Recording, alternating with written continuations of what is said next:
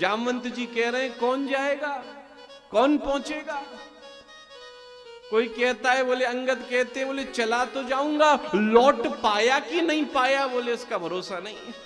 बोले भैया तो यहीं बैठा रहे, चला गया लौट कर नहीं आया तो ये तुम्हें ढूंढने के लिए अलग से टीम बनानी पड़ेगी। कौन पार करे 100 योजन का समुद्र, कौन पार करे।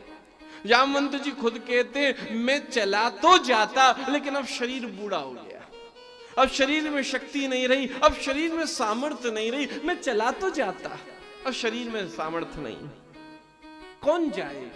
उन सबके बीच में बड़े सरल, बड़े सीधे, बड़े शांत, बड़े चुपचाप हनुमान जी महाराज बैठे हुए, कुछ नहीं बोल रहे, बिल्कुल चुप बैठे हुए। सबकी नजर हनुमान जी पर है, ये क्यों नहीं बढ़ रहे, ये क्यों नहीं बोल रहे। तब उनको याद दिला रहे हैं जामवंत जी, अरे भैया पहचानो तो सही आप कौन हो। पवन तने बल पवन समाना, अरे आप पवन के पुत्र हो, पवन के समान आपका बल है। अरे उठो तो सही, अरे अपनी शक्ति को पहचानो तो सही, जानो तो सही। हनुमान जी फिर भी बिल्कुल चुप बैठे, कुछ नहीं बोल रहे, बिल्कुल चुप। लेकिन उसकी अगली बात जो जामवंत जी ने कही, हमारा राम काज लीनी अवतारा। अरे हनुमान, आपका अवतार ही भगवान के काज को करने के लिए हुआ है। और जैसे ही सुना, हमारा हनुमान जी विशाल पर्वताकार रूप में प्रकट हो गए, जोर से गर्जना करी है और देखते देखते जाने को तैयार तैनात हो गए। सबने कहा भैया वो शक्ति, वो सामर्थ्य, वो बल क्या हनुमान जी में अभी अभी पैदा हो गया, वो तो पहले से था। वो शक्ति भी है, वो सामर्थ्य भी है, वो बल भी है, सब कुछ हनुमान जी के पास है।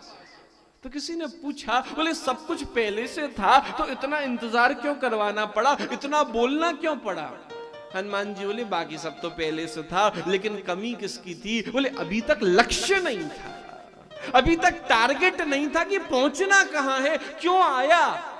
आपने वो टारगेट याद दिला दिया कि राम काज लीनी अवतारा। बोले मेरा लक्ष्य ही प्रभु के राम को करने का मेरा लक्ष्य है। अब हमारा लक्ष्य मिल गया, और लक्ष्य मिल गया तो शक्ति भी आ गई, उत्साह भी आ गया, बल भी आ गया। तो सारी चीज कब तक आपके पास से छुपी रहती हैं। बोले जब तक लक्ष्य नहीं होता।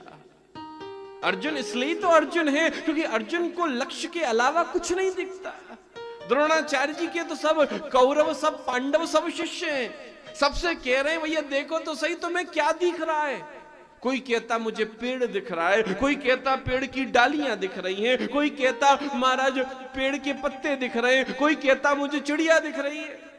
द्रोणाचार्य जी जब अर्जुन से पूछते, अर्जुन तुझे क्या दिख रहा है। अर्जुन कहता मुझे चिड़िया की आंख दिख रही है। बोले उसके अलावा तुझको क्या दिख रहा है। बोले गुरुदेव केवल चिड़िया की आंख दिख रही है। बोले उसके अलावा तुझको क्या दिख रहा है। बोले गुरुदेव मैं सत्य कहता हूं, मुझे चिड़िया की आंख के अलावा कुछ नहीं दिख रहा।